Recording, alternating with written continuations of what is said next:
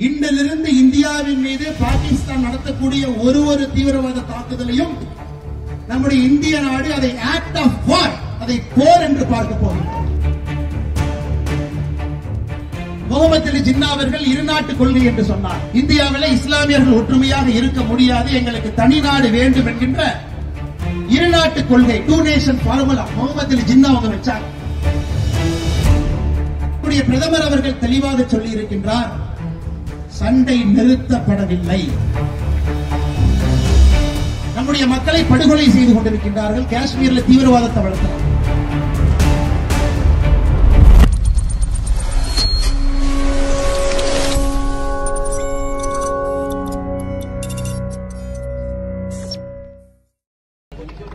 யாத்திரைகளை வழங்க நமது முன்னாள் மாநில தலைவரும் அண்ணாமலை ஐபிஎஸ் அவர்களை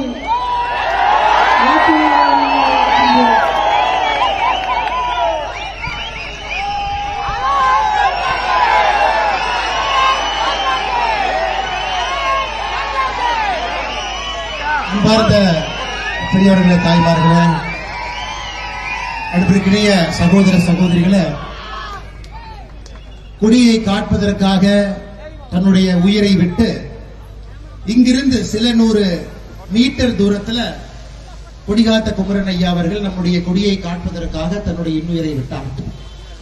இன்னைக்கு அதே திருப்பூர் மாநகரத்தில் நம்முடைய தேசிய கொடியை ஏந்தி நம்முடைய பாதுகாப்பு படை வீரர்களுக்கு, எல்லையில் இருக்கக்கூடிய நம்முடைய ராணுவ வீரர்களுக்கு, ஆபரேஷன் சிந்தூர்ல தன்னுடைய உயிரை துச்சமாக மதித்து தன்னுடைய உயிரை விட்ட 5 வீர மனிதர்களுக்கு, அதே நேரத்தில் பாகிஸ்தானுடைய பயங்கரவாதிகளை புரட்டி எடுத்த நம்முடைய பாதுகாப்பு படை வீரர்களுக்கும் அஞ்சலி செலுத்துவதற்காக, பாராட்டுவதற்காக, மரியாதை செலுத்துவதற்காக, மிக முக்கியமாக இந்த கட்சியை 30 ஆண்டுகளுக்கு முன்பு தலைமை தாங்கி நடத்தி இன்றும் நம்மோடு வழிநடத்தி கொண்டிருக்கக்கூடிய முன்னாள் திருப்பூர் மாவட்டத்தினுடைய தலைவர் அண்ணன் மூப்பா அவர்களே, மேடையில் இருக்கக்கூடிய எல்லா அன்பு தலைவர்களே, மாற்றுக் கட்சி நண்பர்களே, பெரியவர்களே, தாய்மார்களே, குறிப்பாக இந்த தேசிய கொடி பேரணிக்கு வந்திருக்கக்கூடிய குழந்தை செல்வங்களே, கடையில் இருக்கக்கூடிய எல்லா அன்பு சொந்தங்களே, வருகின்ற வழியிலெல்லாம் நமக்கு வழிவிட்டு ஒரு பெரிய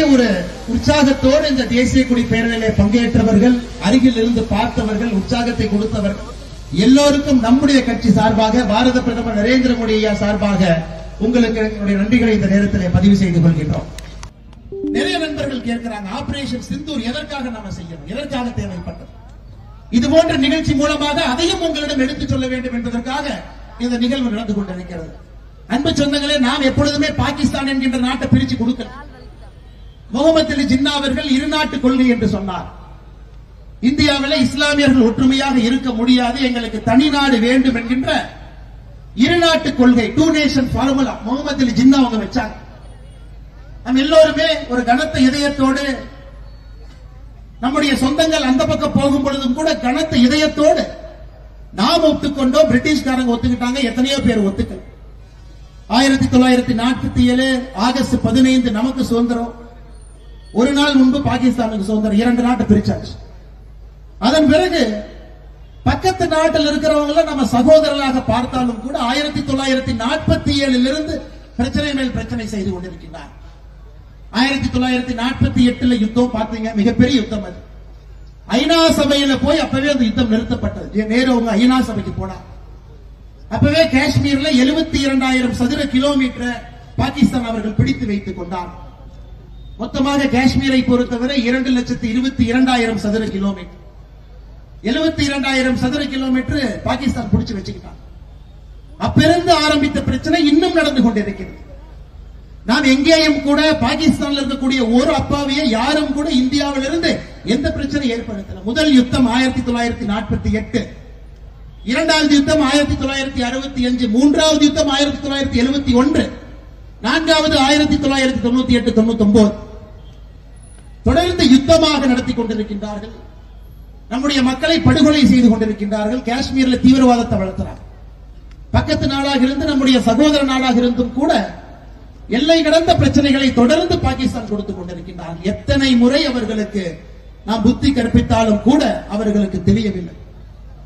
இந்த ஆண்டு ஏப்ரல் 22ஆம் தேதி காஷ்மீரில் பெகல்காம் அப்படிங்கிற இடத்துல நம்முடைய அன்பு சொந்தங்கள் எல்லோரும் அங்க போயிருக்கிறாங்க. கோடை விடுமுறை, புதிதாக திருமணமானவங்க, காஷ்மீரை இதுவரை பார்க்கவே இல்லை என்று சென்றவர்கள், இல்ல நான் முதலா வட இந்தியாவுக்கு போய் பார்க்கிறேன்னு போனவங்க, இப்படிப்பட்ட மனிதர்கள் எல்லாம் முதலா போறாங்க. எத்தனையோ பேர் கர்நாடகா சிமோகாவில இருந்து, ஹூப்ளியில இருந்து, கர்னூல்ல இருந்து, எல்லாம் சின்ன சின்ன ஊர்ல இருந்து கஷ்டப்பட்டு சம்பாதித்த பணத்தை எல்லாம் ஒரு சுற்றுலாவுக்காக சேமித்து வைத்து குடும்பமாக போனவங்க. அங்க 26 பேர் எப்படி ஐஎஸ்ஐஎஸ் தீவிரவாதிகள் மதத்தின் அடிப்படையில் பிரித்து நீ ஹிந்துவா முஸ்லிமா என்கின்ற வார்த்தையை கேட்டு நீ ஹிந்துவாக இருக்கின்றேன், நீ சொல்ற நீ இஸ்லாமியர் என்று சொன்னால் குர்ஆன்ல இருந்து சில விஷயங்களை சொல்லு, சில வார்த்தைகளை சொல்லு, படி. இந்த அளவுக்கு மிக கொடூரமாக நாம் அண்ணன் தம்பிகளாக வாழுகின்றோம். இஸ்லாமியர்கள் நம்முடைய நாட்டில் எந்த பிரச்சனையும் இல்லாம அண்ணன் தம்பிகளாக வாழுகின்றோம். ஆனா ஏப்ரல் 22ஆம் தேதி பெகல்காம்ல பட்ட பகல்ல 26 பேர் ஐஎஸ்ஐஎஸ் தீவிரவாதிகள் எப்படி சுடுவாங்களோ அமர வைத்து நெத்தி பொட்டுல தலைக்கு பின்னால் 25 இந்தியர்களை ஒரு நேபாள் 26 பேருக்கு சுட்டுக் கொண்டு விட்டு, அதுவும் ஒரு சிமோகாவை சார்ந்த அம்மா கேட்கிறாங்க, என்னுடைய கணவனை கொண்டுட்டீங்க, என்னைய மட்டும் ஏன் உயிரோட விடுறீங்க, என்னையும் கொண்டிருக்க, என் மகனையும் கொண்டிருக்க, எங்களை மட்டும் எதற்கு உயிரோக வைக்கிறீங்கன்னு கேட்ட பொழுது ஒரு தீவிரவாதி சொல்லுகின்றான், உன் கணவனை கொன்று விட்டோம் என்று மோடியிடம் நீ சொல்வதற்காக உன்னை உயிரோடு விடுகின்றோம். நம்முடைய இந்திய பாதுகாப்பு படை, நம்முடைய முப்படைகள் ஒன்றாக இணைந்து ஆபரேஷன் சிந்தூர் என்பதை உருவாக்கி முதலாக பாகிஸ்தானில் இருக்கக்கூடிய தீவிரவாதிகளுக்கு நாம் காட்டியிருக்கின்றோம், நம்மால் பாகிஸ்தானை எதுவும் செய்ய முடியும் என்பதை காட்டியிருக்கின்றோம். மே 7ஆம் தேதி அதிகாலையில் நமது சர்வதேச எல்லை பகுதியில் இருந்து, இன்டர்நேஷனல் பார்டர் ஐபி சர்வதேச எல்லை பகுதியில் இருந்து மே 7ஆம் தேதி காலையில 100 கிலோமீட்டர் தாண்டி பாகிஸ்தான் எல்லைக்குள்ள 100 கிலோமீட்டர் தாண்டி, யோசிச்சு பாருங்க, 100 கிலோமீட்டர் எல்லையிலிருந்து எவ்வளவு தூரம் நீங்க யோசிச்சு பாருங்க. 100 கிலோமீட்டர் தாண்டி பகல்பூர் என்கின்ற இடத்துல லஷ்கர் தொய்பா தீவிரவாதத்தினுடைய தலைமை இடமாக இருக்கக்கூடிய பகல்பூரை போய் அடிக்கிறது. ஹிஸ்புல் முஜாஹிதீன் அவங்களுடைய தலைவராக இருக்கக்கூடிய முரடிக்கே ஊர் அடிக்கிற 9 இடத்தை அடிக்கின்றோம். அதன் பிறகு பாகிஸ்தான் அதற்கு பழிக்கு பழி தீர்ப்பதற்காக மே 7ஆம் தேதி இரவு 8ஆம் தேதி அதிகாலையில் நம்முடைய பொதுமக்கள் இருக்கக்கூடிய பகுதி, குறிப்பாக புஞ்ச் பகுதி, காஷ்மீர், பஞ்சாப் பகுதி, ராஜஸ்தான் போன்ற எல்லையோர கிராமங்கள், அங்க இருக்கக்கூடிய அப்பாவி பொதுமக்களை நேரடியாக அங்கிருந்து தாக்குதல் நடத்த ஆரம்பித்தார்கள். அன்று மட்டுமே 16 இந்தியர்கள் தன்னுடைய உயிரை விட்டார்கள், இந்த பாதுகாப்பு படை வீரர்கள் உட்பட. இதுல பாருங்க, மேஜர் அளவில் இருக்கக்கூடிய அதிகாரிகள், அவங்க மேஜர் ரேங்க், கேப்டன், மேஜர், மிக உயர் அதிகாரிகள், assistant sub inspector, rifleman, army கோர்ல வேலை பார்க்கக்கூடிய மருத்துவர், மருத்துவ உதவியாளர்கள் 5 பேர். நம்முடைய பிரதமர் அவர்கள் தெளிவாக சொல்லி இருக்கின்றார், சண்டை நிறுத்தப்படவில்லை, 2 நாடுகளுடைய சண்டைக்கு பாஸ் செய்திருக்கிறோம். தற்காலிகமாக ஒரு பாஸ் அறிவிச்சிருக்கிறோம், தற்காலிகமாக ஒரு முடிவு கொடுத்து அதை நிறுத்தி வைத்திருக்கின்றோம். தற்காலிக நிறுத்தம் மட்டும்தான். இன்றிலிருந்து இந்தியாவின் மீது பாகிஸ்தான் நடத்தக்கூடிய ஒரு தீவிரவாத தாக்குதலையும் நம்முடைய இந்திய நாடு அதை ஆக்ட் ஆஃப் வார், அதை போர் என்று பார்க்க போகின்றோம். அதே நேரத்தில் பாகிஸ்தானுக்கு செல்லக்கூடிய தண்ணியை நிறுத்தி இருக்கின்றோம், இண்டஸ் வாட்டர் ட்ரீட். பிரதமர் அவர்கள் தெளிவாக சொல்லி இருக்கின்றார்கள், தண்ணியும் ரத்தமும் ஒன்றாக கலந்து ஓடுவதற்கு வாய்ப்பே இல்லை, எங்கே ரத்தம் ஓடுகின்றதோ அங்கே தண்ணீர் விடுவதற்கு வாய்ப்பே இல்லை. இதையெல்லாம் நாட்டு மக்களிடம் எடுத்து சொல்ல வேண்டும். நம்முடைய பாதுகாப்பு படை வீரர்கள் எப்படி நமக்காக போராடி கொண்டிருக்கின்றார்கள் என்பதையெல்லாம் இந்த கொடி யாத்திரையின் மீது சொல்ல வேண்டும் என்பதற்காக நம்முடைய மாநில தலைவர் அன்பண்ணன் நயினார் நாகேந்திரன் அவர்கள், நம்முடைய மூத்த தலைவர்கள் இங்க வந்திருக்கிறார்கள். நமக்கு தெரியும், போர் என்று வந்தால் இது போன்ற நம்முடைய வீர மனிதர்கள் கொல்லப்படுவது எல்லா போரிலையும் பார்க்கிறோம். போர் நம்ம கையில் இல்லைங்க ஐயா. நாம் எப்பொழுதும் போரை விரும்பி 2016 ஜனவரி 1ஆம் தேதி நாம் எல்லாம் புத்தாண்டு கொண்டாடி கொண்டிருக்கும் பொழுது பஞ்சாப்ல பத்தான்கோட் என்கின்ற இடத்துல பாகிஸ்தான் தீவிரவாதிகள் தாக்குதல் நடத்தினாங்க 2016.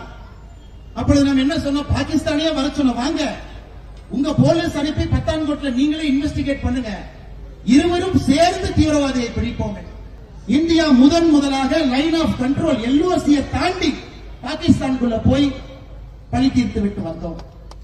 2019 புல்வாமால நம்முடைய சிஆர்பிஎஃப் வீரர்களை 34 பேரை கொண்டாங்க. அதற்கு 10 நாட்கள் கழித்து பாலாகோட்ல இன்டர்நேஷனல் பார்டர் தாண்டி விமானப்படை மூலமாக தாக்குதல் நடத்தினோம். ஒரு முறையும் ஒரு படி நம்ம மேல போனோம். முதல்ல பாகிஸ்தானை கூப்பிட்டோம். இரண்டாவது ஊரி நடந்த பொழுது எல்ஓசிய தாண்டினோம். புல்வாமா நடந்த பொழுது இன்டர்நேஷனல் பார்டர் தாண்டினோம். பெஹல்காம் நடந்த பொழுது பாகிஸ்தானுடைய இதயத்திலே கை வைத்து விட்டு வந்திருக்கின்றோம். அன்பு சொந்தங்களே, நாம் யாரும் போரை விரும்புவது கிடையாது. இருந்தும் நாம் போருக்கு தயாராக இருக்கின்றோம். போர் நடந்தால் எதையும் இழப்பதற்கும் தயாராக இருக்கின்றோம். பொன்னோ பொருளோ உயிரையும். இந்த சூழல்ல இந்த தேசிய கொடி பேரை நடந்து கொண்டிருக்கிறது. அன்பு சொந்தங்கள், எத்தனையோ நம்முடைய வீட்டு பக்கத்தில் இஸ்லாமிய சொந்தங்கள் இருப்பாங்க. ஏதோ ஒரு தீவிரவாதி வந்து நீ இந்துவா முஸ்லீமா என்று கேட்டதற்காக அவனுடைய நோக்கம் என்ன? நம்முடைய நாட்டிலே மத கலவரத்தை ஏற்படுத்த வேண்டும் என்பதுதான் அந்த பெஹல்வான் வந்து தீவிரவாதியினுடைய நோக்கம். ஏப்ரல் 22ஆம் தேதி மதத்தை கேட்டு கொன்று பிறகு நம்முடைய நாட்டில் இந்துக்களுக்கும் இஸ்லாமியர்களுக்கும் பிரச்சனை உருவாக்க வேண்டும் என்று அதையெல்லாம் கடந்து நாம் பாகிஸ்தானுக்கு சொல்லி இருக்கின்றோம். நாம் இந்தியர்களாக எப்பொழுதும் ஒற்றுமையாக இருப்போம் என்று சொல்லி இருக்கின்றோம். அதையும் காப்பாற்ற வேண்டிய கடமை நமக்கு இருக்கிறது. வருகின்ற காலம் நாம் பொறுத்திருந்து பார்த்துக் கொண்டிருக்கின்றோம். எப்பொழுதும் எதுவும் நடக்கலாம் என பிரதமர் சொன்ன பிறகு இன்னொரு முறை இந்தியாவின் மீது பாகிஸ்தான் பாடம் கற்றுக் கொண்டிருக்கின்றார்களா? இல்லை. 48 இல்லை, 65 இல்லை, 1971 இல்லை, கார்கில் இல்லைங்க ஐயா. 1989 காஷ்மீர் பண்டிட் இல்ல, 2001 ஜம்மு அண்ட் காஷ்மீர் அங்க இருக்கக்கூடிய சட்டமன்ற தாக்குதல் இல்ல, 2001 டிசம்பர் பாராளுமன்ற தாக்குதல் இல்ல, 2008 நவம்பர் 26 மும்பை தாக்குதல் கிடையாது. எங்கேயும் பாகிஸ்தான் எப்பொழுதுமே பாடம் கற்றதாக நாம் பார்த்ததில்லை.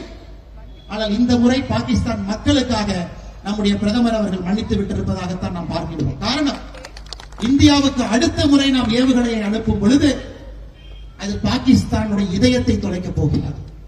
அது அப்பாவி பொதுமக்களுக்கு சேதாரம் வேண்டாம் என்கின்ற ஒரே காரணத்திற்காக பொறுமையாக நம்முடைய நாடு காத்துக் கொண்டிருக்கிறது. பாகிஸ்தானுடைய கையில் இருக்கு, அங்க இருக்கக்கூடிய ஆட்சியாளர்கள் கையில், ஆர்மி கையில் இருக்கு. இந்த அமைதியை அவர்கள் விரும்புகிறார்களா, இல்லை போர் தொடுப்பதற்காக அவங்க விரும்புகிறார்களா? அதனால் எதற்கும் தயாராக இருப்போம்.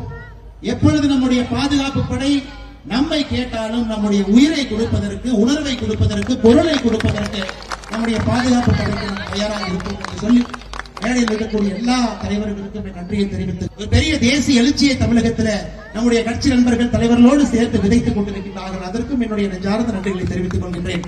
நன்றி, வணக்கம். பாரத் மாதா கி, பாரத் மாதா கி, பாரத் மாதா கி.